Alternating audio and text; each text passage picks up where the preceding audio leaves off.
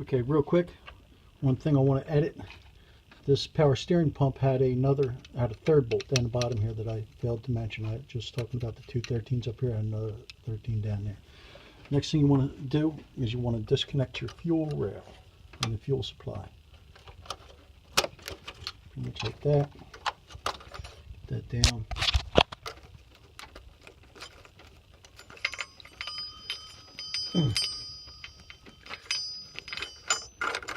Alright, I'll get on that next. But then you have, after your throttle, your kick down, and then your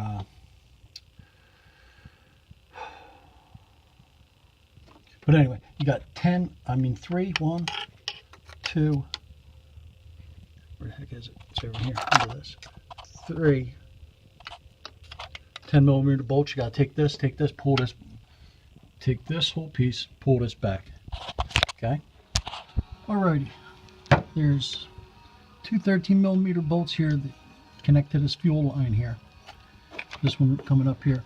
And you're going to need a fuel line tool to take this the rest of the way off. So I don't have one here, so I'm kind of stuck with that. I just have to move it out of the way. But what you want to do is you got to remove this, and when you do it, they could be stuck in there a little bit. It might take you a little bit of yanking. I already pulled mine loose, but it'll come by and it'll look like this.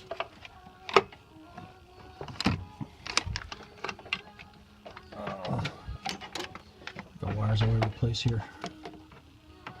But I'm gonna take this, work this out of there. And since I'm going to take these loose, you're going to see how dirty and shitty these are. But I'm going to pull these out, and these just pull out since I've got them disconnected right there with these little clips. These are connected. They have these little clips right here. I didn't show you that before, but that's how that's going to work. They just come right off with your fingers. You just push them down, and then they'll pull out something like.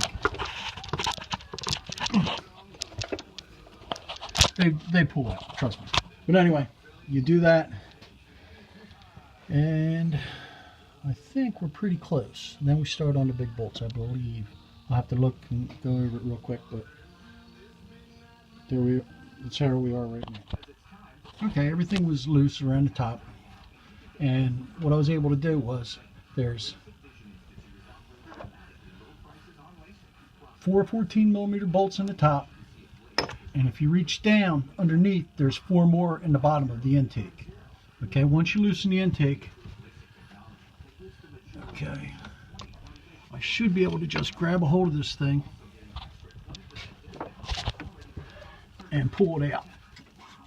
If I can get a good hold. Okay, there's my intake. And there was actually only 2 holding the intake in the bottom. I must have, yeah. I pulled out 2 that were into the exhaust manifold there. Now you can see the exhaust manifold, and you can see what I have down there. Alright. I don't know if you can see the crack. You can see the crack right now. I tried to put a little marine text reaching in there. That was just pissing in the wind. But